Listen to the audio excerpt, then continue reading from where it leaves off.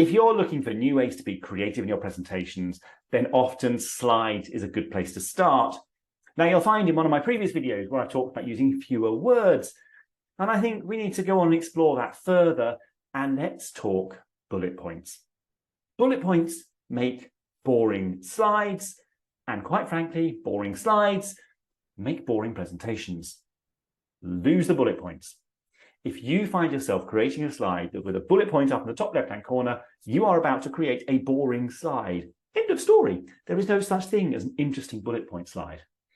Occasionally, they can be useful.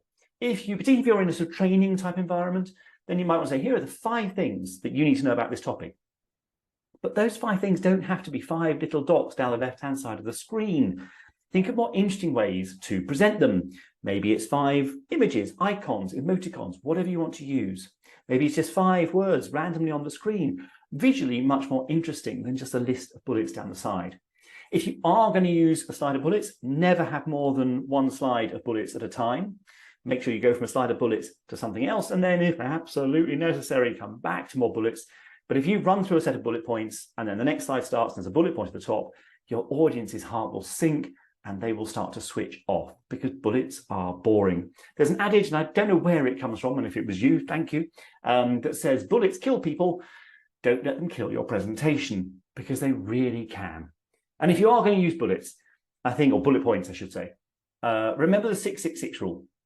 No more than 6 words per bullet point. Shouldn't be a complete sentence, just a short phrase, maybe just a word or 2. No more than 6 bullets per page, because if you've got them down the page, then it becomes very crowded and hard to read. So no more than 6 bullets per page, and no more than 6 minutes per page. If you've got your bullets up on a slide and you've had it up for more than 6 minutes, your audience have read them all, they've moved on. They're now on their phones checking their emails or on the Facebook, quite frankly. So the 666 rule, no more than 6 words per slide. Sorry, no more than 6 words per bullet point, no more than 6 bullet points per slide, and no more than 6 minutes per slide. Really good adage. Bear in mind also that you shouldn't have more than 1 bullet slide of bullet points one after another, just 1 at a time, then move on to something else. If absolutely necessary, come back to bullets, and that will just help to break them up. A lot of people become really reliant on bullet points.